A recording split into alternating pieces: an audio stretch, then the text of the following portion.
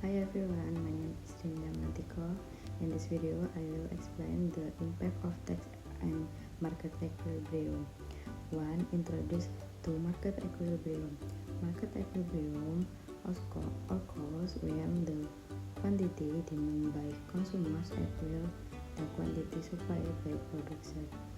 At this point, the market price stabilizes and there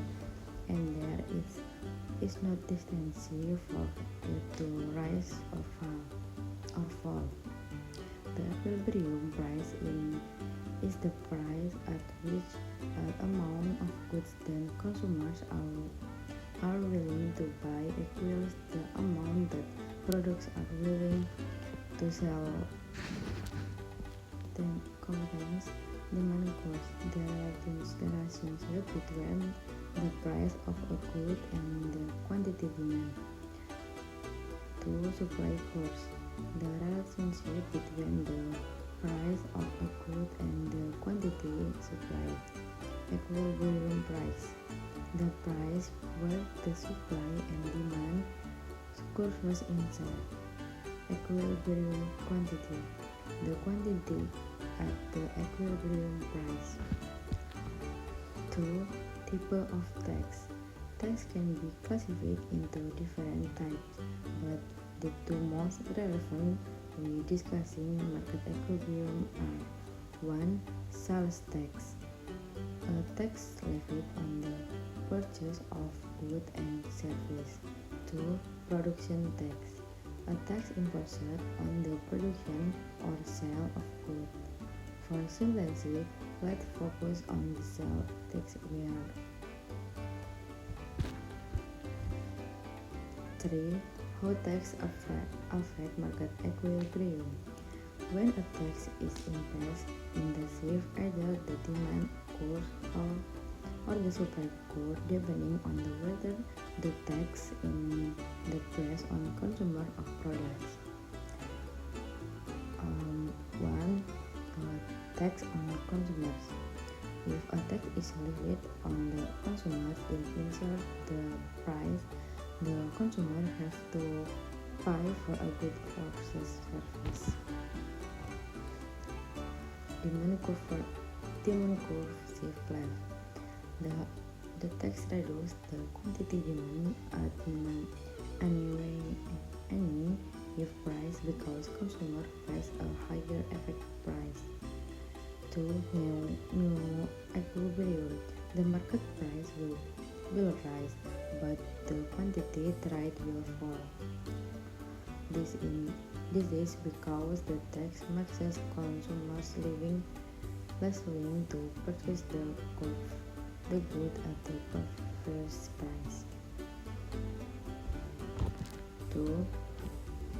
Tax on products.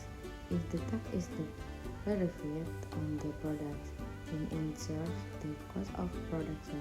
Products will need to sell the product at a higher price to cover the additional cost, or they may reduce the quantity supplied. 1. Supply cost shift left. The tax incurs the cost of production, shifting the supply curve upward or leftward, which leads to a higher price for consumers and a lower quantity sold. 2. New equilibrium. The market price ensures and the quantity target decreases.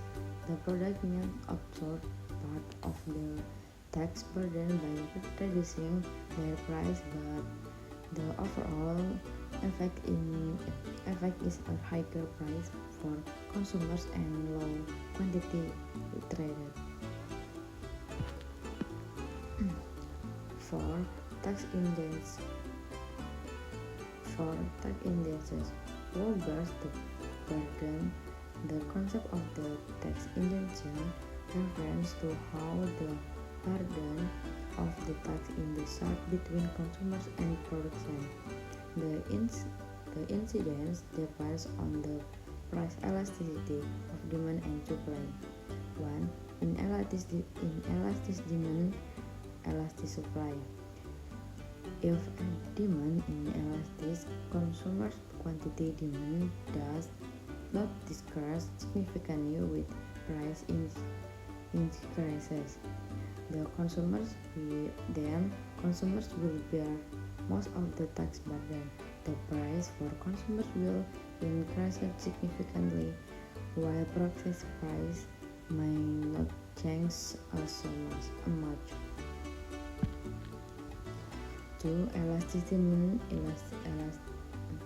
Inelastic supply. If demand is elastic, consumers will be significantly reduce the quantity demand when the price increases. Then product will bear most of the tax burden, as they will be not able to pass on the tax to consumer without losing sales. 3. Equal burden.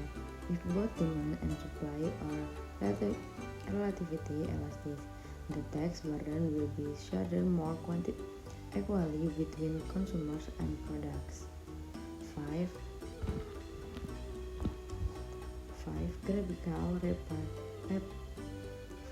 Graphical representation of tax effects. Let's illustrate the effect of a sales tax using supply and demand graphs. 1. Without tax. The market is in equilibrium where the demand and supply courses in turns. The price is P and the quantity is Q. 2. Tax imposes on consumers. The demand curve shifts downward by the amount of the tax. This causes the equilibrium price to increase and the equilibrium quantity to decrease. 3. Tax imposition on the products. The supply cost shift upward by the amount of the tax.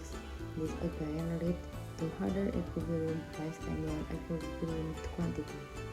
In the first case, the total burden of the tax in the shared between consumers in the form of higher price and products in the form of the reduced revenue.